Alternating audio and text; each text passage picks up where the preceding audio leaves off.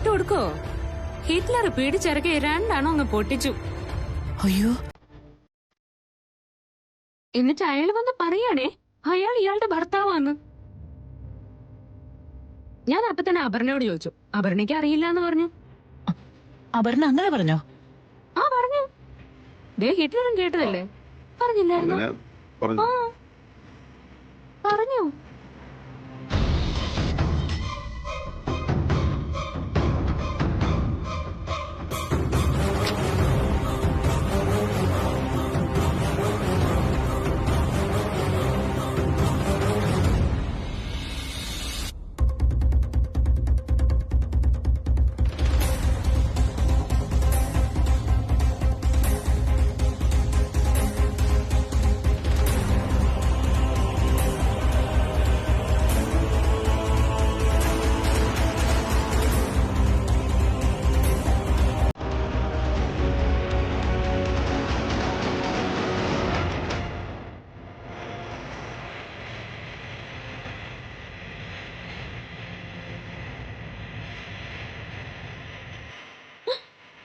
DK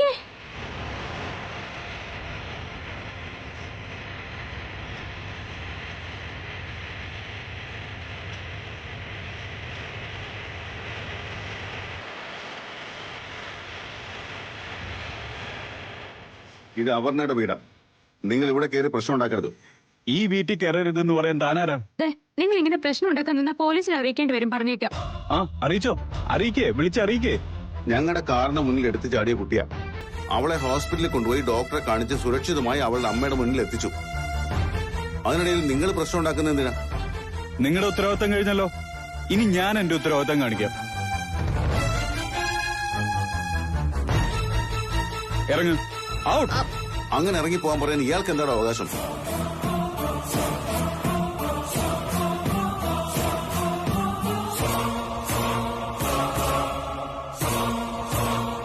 ഒന്നുകിൽ ഈ പെൺകുട്ടി പറയണം, അല്ലെങ്കിൽ അവരുടെ പേരൻസ് പറയണം.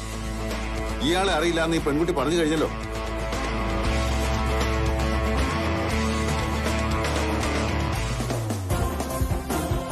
എന്താ മോനെ, എന്താ പ്രശ്നം? എനിക്കൊന്നും മനസ്സിലാവുന്നില്ല. അറിയാനൊന്നുമില്ല അമ്മി. എല്ലാവരുടെ മുമ്പിൽ ചോളു പറഞ്ഞു എന്നെ അറിയില്ലെന്ന്. എന്തിനാ മോളെ അങ്ങനെ പറഞ്ഞേ? അമ്മി, അത് വണ്ടി തട്ടി ഞാൻ റോഡിൽ വീണപ്പോഴേ അൺകോൺഷ്യസ് ആയിപ്പോയി. പിന്നെ എനിക്കൊന്നും ഓർമ്മയുണ്ടായിരുന്നില്ല അമ്മി. സത്യമായിട്ട് ഓർമ്മയുണ്ടായിരുന്നില്ല. ഞാൻ സിദ്ധാർത്ഥിനെ കണ്ടതായിട്ട് പോലും ഓർക്കുന്നില്ല. സത്യം ഓർക്കുന്നില്ല.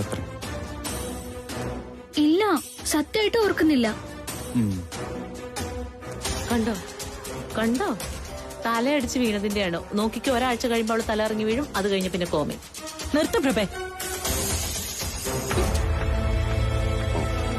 അപ്പോ നിങ്ങൾ തമ്മിൽ പരിചയമുണ്ടോ?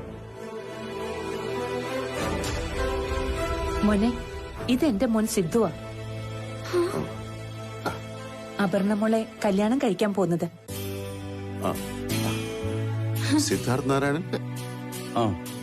ഓ സോറി, മനസ്സിലായില്ല. ഒന്ന് പറയാറുന്നില്ലേ? അതിന് പറയാൻ നിങ്ങൾ എനിക്ക് സാവകാശം തന്നോ? ഇല്ലല്ലോ. നിങ്ങൾ വിചാരിച്ചു ഞാൻ അവളെ തട്ടിക്കൊണ്ടുപോവാന്ന്. ഞാൻ വിചാരിച്ചു നിങ്ങൾ അവളെ തട്ടിക്കൊണ്ടുപോവാന്ന്. സോറി, ഞങ്ങൾക്ക് ഒരു അബദ്ധം പറ്റിയത്. ഞാൻ ദേവകൃഷ്ണ, DK എന്ന് വിളിക്കും. ഹായ് സിദ്ധ. ഇത് മിസ്സിസ് അല്ലേ? എനിക്ക് നിങ്ങളെ കണ്ടപ്പോ തന്നെ മനസ്സിലായായിരുന്നു. കുറച്ചു സമയം കൊണ്ട് സാറങ്ങ് വല്ലാതെ വിഷമിച്ച് കാണുമല്ലേ? കുറച്ചൊന്നും അല്ല, വാ.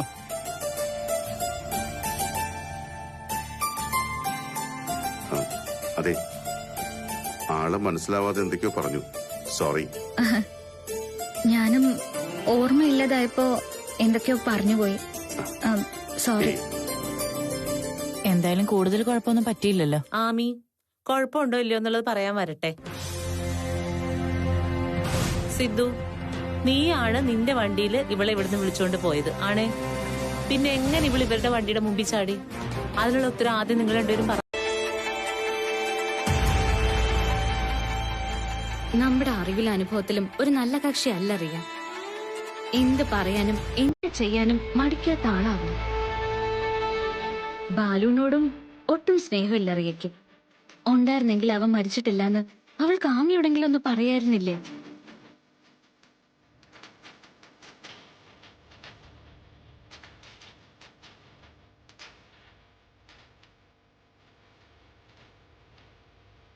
അവള് തട്ടിപ്പുകാരിയാ, സമ്മതിച്ചു.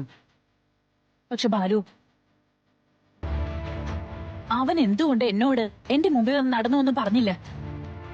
ഈ തൊട്ടടുത്ത് വന്ന് താമസിച്ചിട്ട് എന്നെ വന്ന് കണ്ടില്ല. ഞാൻ ക്ഷമിക്കുമായിരുന്നല്ലോ.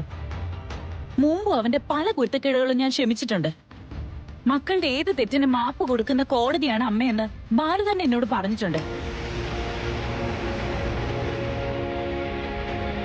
അപ്പൊ ബാലുവിന്റെ ഭാഗത്ത് തിരുത്താനാവാത്ത തെറ്റുണ്ട്. അല്ലെങ്കിൽ അവനെന്തിനു റിയെ ഭയപ്പെടണം? എന്തിനൊളിവി കഴിയണം? ആമി, ബാലു വരുമ്പോഴല്ലേ നമുക്കിതൊക്കെ അറിയാൻ പറ്റൂ. ശരി, അതവിടെ നിൽക്കട്ടെ.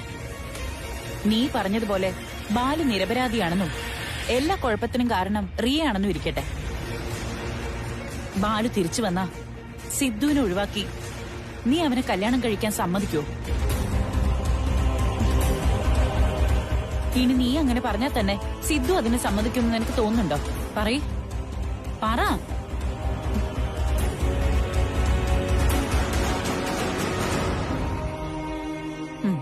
പറ്റില്ലല്ലേ?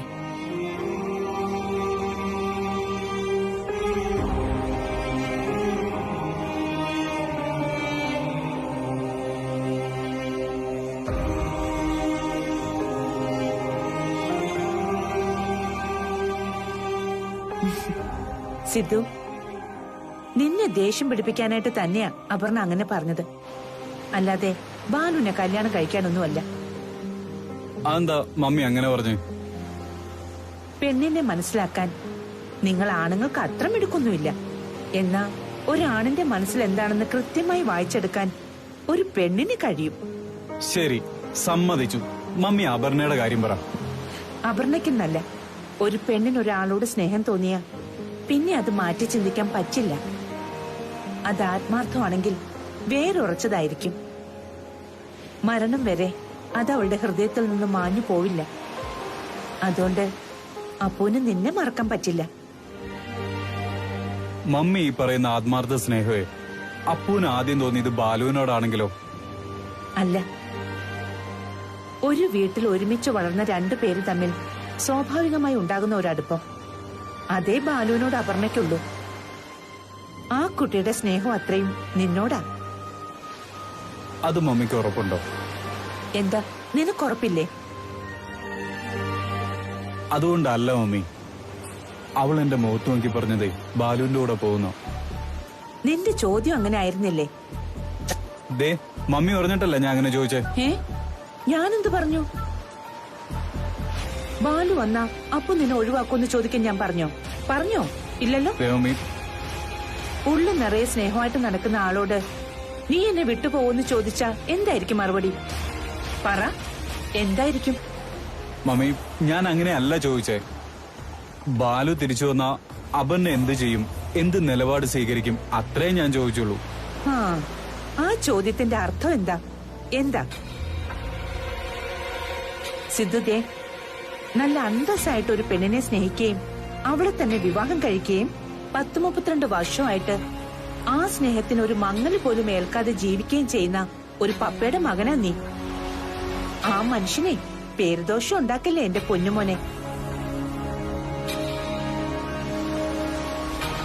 അപർണയൊന്നും വിളിക്കണ്ടേ? ആ മമ്മിയെ വിളിച്ചാൽ മതി.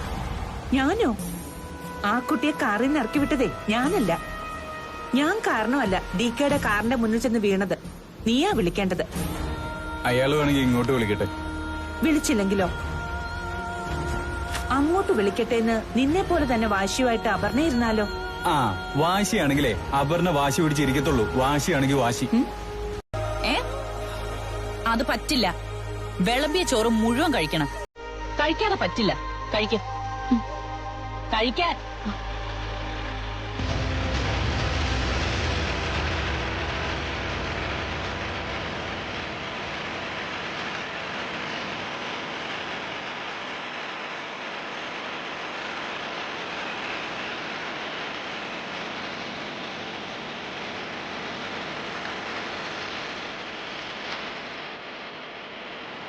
സർ കയറി വാ.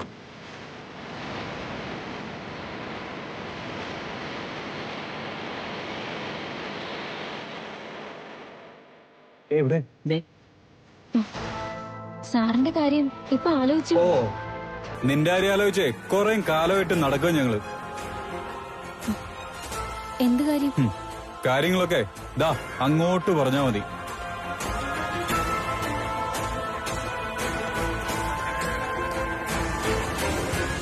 തെരേസ തോമസ് റിയ, അതല്ലേ ഫുൾ നെയിം? അതെ. നിങ്ങളുടെ പേരിൽ ഒരു കേസുണ്ട്, അറിയോ? അറിയില്ല. എന്നാ പറഞ്ഞുതരാം, വാ. വാ. ശരീരത്തിൽ തുടരുത്. ഞാൻ ഭക്ഷണം കഴിച്ചോണ്ടിരിക്കുക. ആമി കുറച്ച് കറി എടുക്കുക.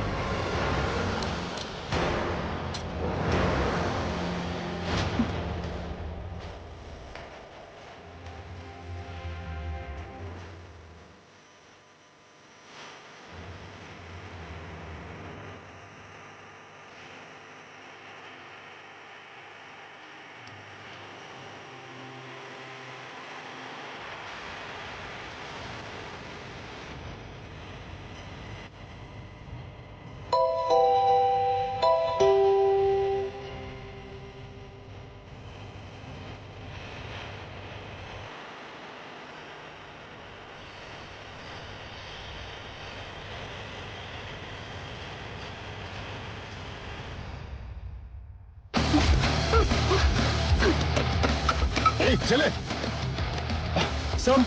അയ്യോ, കണ്ണു പറഞ്ഞേ.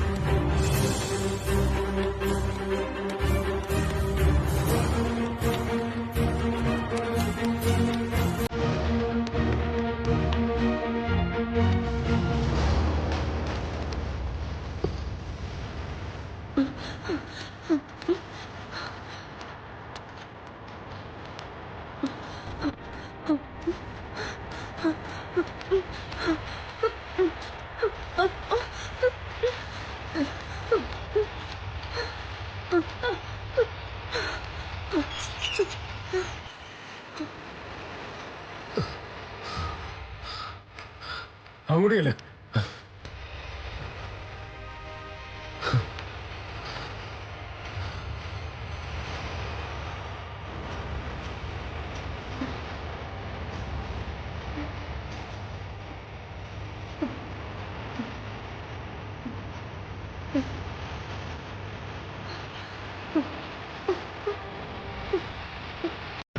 എവിടേക്കാണോ? സർ, ഞങ്ങള് സൊണാലി ബംഗ്ലാവിലോട്ട് പോവാ.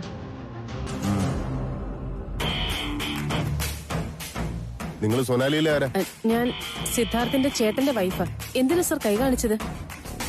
ഇല്ല, ഒരു പാർട്ടിക്ക് വേണ്ടിയുള്ള ചെക്കിങ്ങാ. വഴിയിൽ ആരെങ്കിലും ലിഫ്റ്റ് ചോദിച്ചായിരുന്നോ? ഒരു സ്ത്രീ.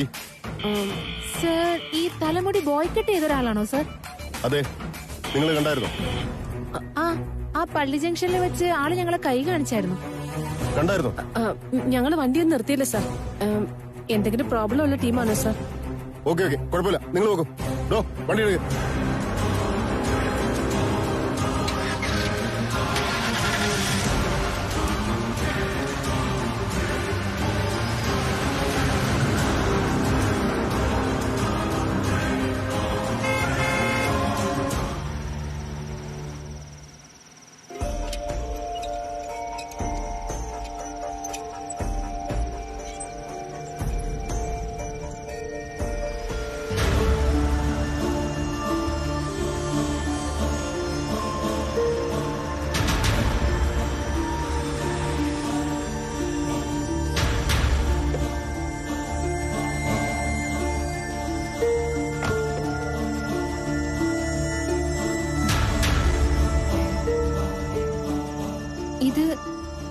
സാറിന്റെ വീടല്ലേ? അതെ. കുഴപ്പമാവില്ലേ? ഇല്ല, ഇതാണ് സേഫ്. താൻ ഇങ്ങോട്ട് ഇറങ്ങും. വാ, പെട്ടെന്ന് ഇറങ്ങ്. ചേച്ചി, പൂജ പുറത്തിരിപ്പുണ്ട്. നീ അവളുടെ അടുത്തേക്ക് ചെല്ല്. അവളുടെ ശ്രദ്ധ ഇങ്ങോട്ടേക്ക് വരാതെ നോക്കിയാ മതി. ചെല്ല്.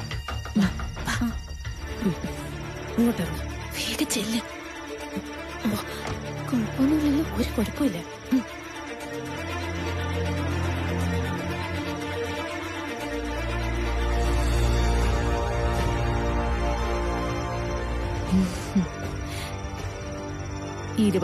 മണിക്കൂറും കുത്തിയിരുന്ന ഡിസൈൻ പഠിച്ചിട്ട് വല്ല കാര്യമുണ്ടോ? മെച്ചപ്പെടുത്തി ആരെയും ബോധ്യപ്പെടുത്താനൊന്നും അല്ലല്ലോ. സിദ്ധുവേട്ടനും അപർണേച്ചിക്ക് ഇഷ്ടം, അത് മതി.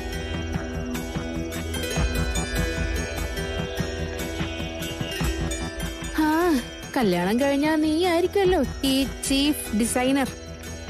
എനിക്ക് അങ്ങനെയുള്ള മോഹങ്ങളൊന്നും ഇല്ലേ.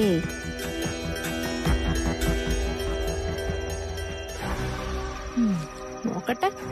ആഹാ, കൊറേ റെഫറൻസ് ഉണ്ടല്ലോ. ഇതെവിടെ ഒപ്പിച്ചു? കഴിവ് വേണം.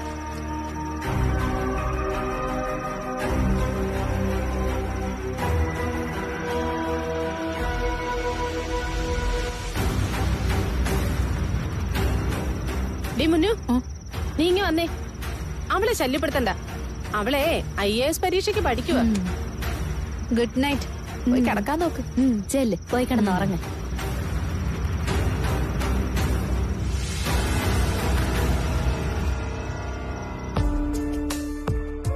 രണ്ടും കൂടി ഉച്ചയ്ക്ക് ഇറങ്ങിയതാണല്ലോ.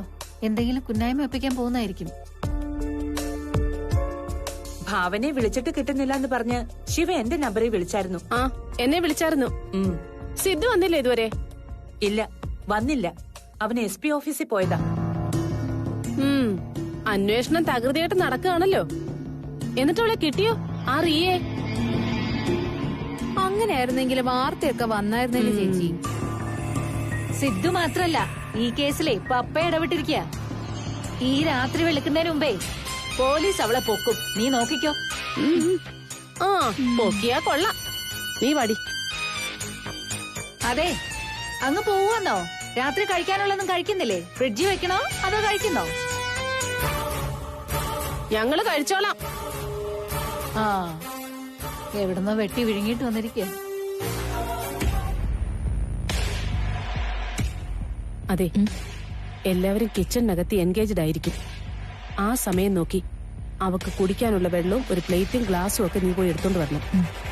താര കാണാതെ നോക്കിക്കോണം.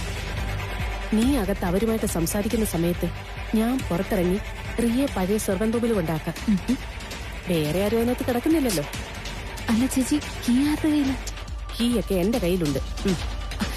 ചേച്ചി, എന്നാലും നമുക്ക് എന്തൊരു ഭാഗ്യം. അവള് നമ്മുടെ വലയിൽ തന്നെ വീണു. ബാലു എവിടെ ഉണ്ടെന്ന് അവക്കറിയാന്ന? സിദ്ധു SP ലെവലില പിടിമുറുക്കിയിരിക്കുന്നെ. പോലീസ് അലേർട്ടാ. റിയെ എവിടെ കണ്ടാലും പോലീസുകാർ എന്തായാലും പൊക്കിയിരിക്കും.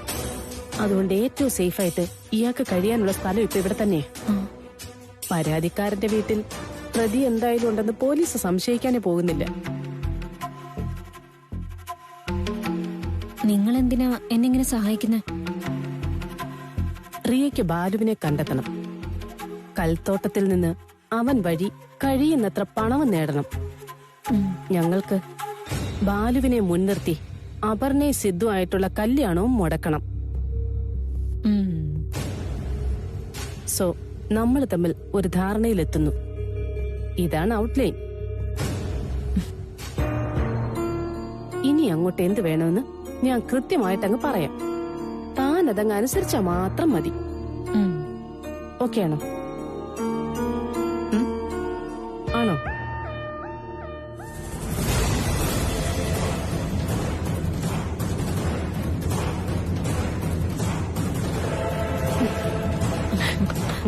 ചേച്ചി, ചേച്ചി,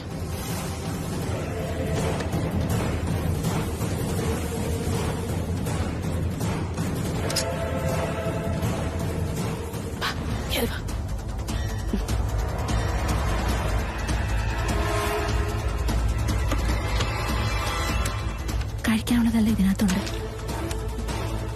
ഡ്രസ്സും ഉണ്ട്. താങ്ക്സ്. ഒരു കാരണവശാലും ഒരു നിഴലോ ശബ്ദമോ പുറത്തോട്ട് വരാതെ നോക്കണം. ഇല്ലെങ്കിൽ ഭയങ്കര കുഴപ്പമാ, അറിയാലോ.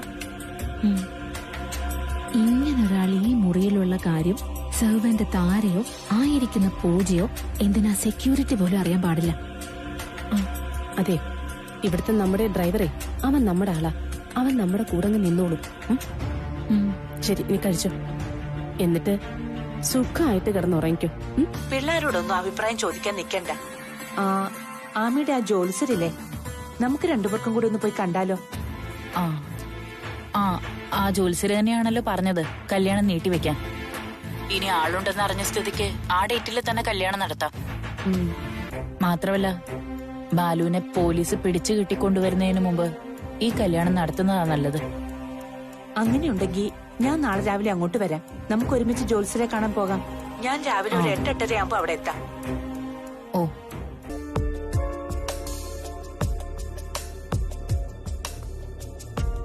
ജോത്സ്യരെന്താ ആലോചിക്കുന്നത്? ഏറ്റവും ഉത്തമമായ മുഹൂർത്തം അന്ന് പറഞ്ഞത്. ആഗസ്റ്റ് 21 തീയതി കൃഷ്ണാഷ്ടമിയല്ലേ? മുഹൂർത്തത്തിന് കുഴപ്പമൊന്നുമില്ല. മക്കളോട് ഈ തീരുമാനം പറഞ്ഞോ? ഇല്ല, ജോത്സ്യരെ കണ്ടിട്ട് അവരോട് പറയാന്ന് വെച്ചു. രണ്ടുപേർക്കും ഒരു സർപ്രൈസ് കൊടുക്കാന്ന് വിചാരിച്ചു. സർപ്രൈസ് ആവും. അപ്പോ അങ്ങനെ ഉറപ്പിക്കാലോ അല്ലേ? ഞങ്ങള് കല്യാണത്തിന് വേണ്ടുന്ന ഒരുക്കങ്ങളൊക്കെ തുടങ്ങിക്കോട്ടെ.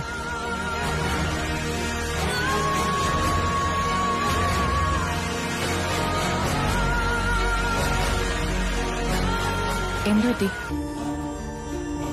രണ്ടമ്മമാരോടുമായിട്ട് എനിക്ക് വളരെ പ്രധാനപ്പെട്ട ഒരു കാര്യം സംസാരിക്കാനുണ്ട്.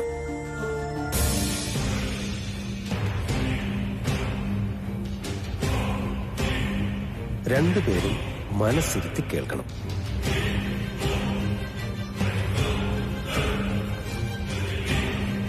മാലുവിന്റെ ശ്രാദ്ധം മുൻനിർത്തി വിവാഹം മാറ്റിവെക്കണമെന്ന് വാസ്തവത്തിൽ ഞാനായിട്ട് പറഞ്ഞതല്ല, എന്നെ കൊണ്ട് പറയിച്ചതാ.